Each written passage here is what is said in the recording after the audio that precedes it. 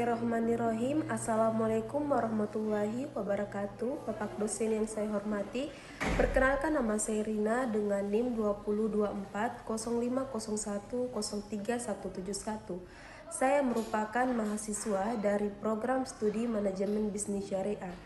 Dan hari ini saya sebagai perwakilan dari kelompok 8 pada kesempatan kali ini berdasarkan instruksi dan amanah yang diberikan oleh dosen pengampu saya akan mempresentasikan materi yang telah disusun oleh rekan-rekan kita dari kelompok 9 dengan topik yang sangat menarik dan krusial, yaitu analisis sumber daya manusia dalam operasional perusahaan. Materi ini sangat relevan bagi kita dengan manajemen bisnis syariah karena keberhasilan operasional sebuah bisnis tidak hanya ditentukan oleh kecanggihan teknologi, namun aspek kemanusiaan, produktivitas, dan keadilan kerja yang menjadi fondasi utamanya.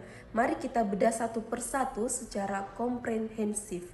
Nah, tujuan utama dari analisis sumber daya manusia operasional ini ada 3 poin yang penting. Yang pertama, memahami integrasi manajemen sumber daya manusia secara komprehensif dalam ekosistem perusahaan modern. Nah, yang kedua, mengimplementasikan strategi sumber daya manusia yang efektif untuk mendukung produktivitas. Dan yang ketiga, mendesain lingkungan kerja serta metode kerja yang efisien dengan tetap mengedepankan standar buruh dan etika. Nah, selanjutnya pilar strategi sumber daya manusia. Untuk mencapai efisien operasional terdapat 3 pilar strategi sumber daya manusia. Yang pertama, strategi biaya rendah, yaitu berfokus pada spesialisasi tugas untuk menekan pengeluaran. Nah, yang kedua, strategi diferensiasi yang melatih keunikan skill karyawan agar menciptakan nilai tambah yang tidak dimiliki pesaing. Nah, yang ketiga, strategi responden cepat yang melatih fleksibilitas karyawan melalui sistem cross training agar cepat tanggap terhadap dinamika pasar. Nah, selanjutnya perencanaan dan desain kerja. Dalam melakukan perencanaan pekerjaan, manajer operasional dihadapkan pada 2 pilihan.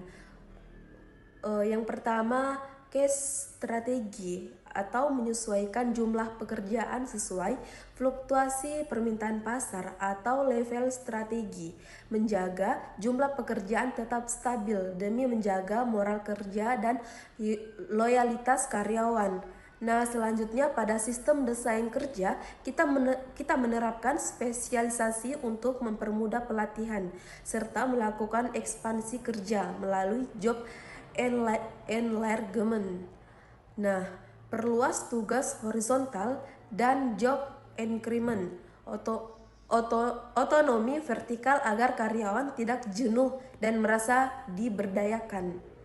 Nah, selanjutnya lingkungan dan metode kerja. Lingkungan kerja yang nyaman adalah kunci performa prima.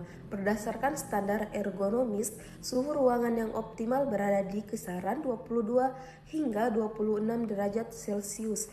Kita juga menganalisis efektivitas kerja menggunakan alat bantu visual seperti diagram alir atau flowchart, serta grafik proses untuk memetakan 5 aktivitas dasar: operasi, transportasi, inspeksi, penundaan atau delay, dan penyimpanannya.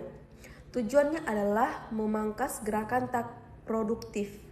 Selanjutnya, visual, standar, dan etika. Di era modern, tempat kerja visual menggunakan prinsip 5S: Seiri, Seiton, Seiso, Seiketsu, Shitsuk, dan alat bantu seperti Shadow Board sangat membantu dalam koordinasi operasional tanpa kata-kata.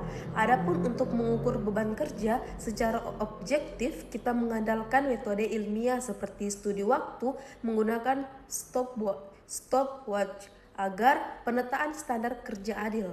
Terakhir, seluruh strategi operasional ini wajib diimbangi dengan etika manajemen sumber daya manusia yang luhur. Ini mencakup penerapan keselamatan dan kesehatan kerja K3, keadilan, kompensasi yang layak, serta komitmen penuh pada prinsip non-diskriminasi di lingkungan kerja. Nah, sebagai kesimpulan Nah, sebagai kesimpulan keberhasilan operasional, perusahaan sangat bergantung pada integritas harmonis antara strategi sumber daya manusia, desain kerja yang humanis, dan kepatuhan terhadap etika kerja. Keseimbangan antara efisiensi, produksi, dan kesejahteraan tenaga kerja harus selalu terjaga.